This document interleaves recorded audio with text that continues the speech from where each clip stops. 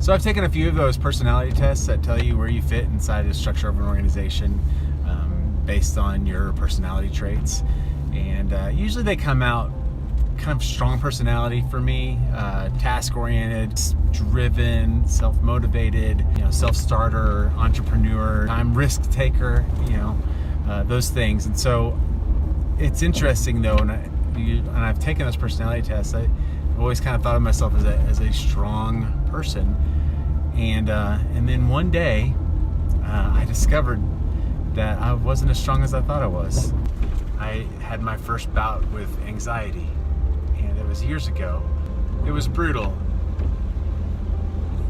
and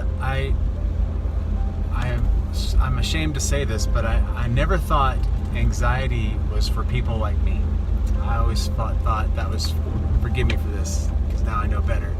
I always thought it was for the weak, that people with my personality traits and my background didn't get anxiety, and or even with my doctrine, we didn't deal with anxiety, and then I got it, and that anxiety turned into depression, and that depression just took me to my knees, and it was just a dark time in my life. But it all started because of anxiety, and I realized just how crushing anxiety can be. But what else I realized was I was not alone. Like, how many people really struggle with anxiety in our culture, in our nation, and even in our beautiful city here in Steamboat, people struggle with anxiety, and it's a real thing. And it's not something to be taken lightly, because left unchecked, it can lead you to some pretty dark places. And I'm reading right now, we're going through the sermons of Jesus at Anchor Way, and we're coming up on part 3 of the Sermon on the Mount, which is the last part. And it's so often, I've never noticed this before, maybe it's because I've recently gone through this, but I am now seeing that Jesus says so often, do not be anxious. And he's not saying do not be anxious just to tell us not to be anxious. He's actually saying do not be anxious, and here's how.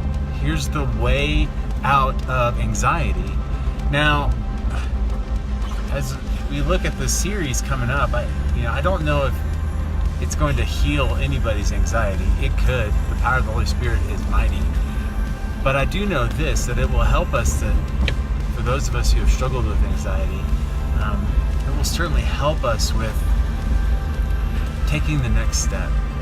And it'll give us the theological background, or maybe backbone, that we need in order to move forward.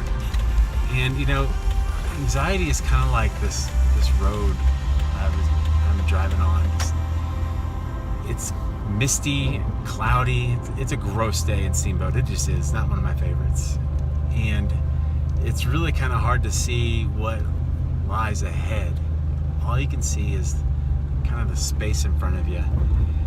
But I can tell you, and you can kind of see it, I can tell you, as somebody who has gone through anxiety and has come out on the other side, that what lays on the other side of this mist, this gross day, is a beautiful day.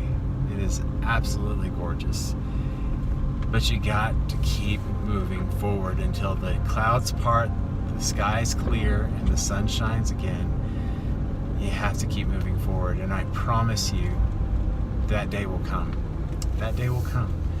And so I believe that this last part of the Sermon on the Mount, Matthew chapter 6 through chapter 7, will give us what we need, the steps that we need to take to help us keep taking the next step, so that we can see the clouds part and the day again.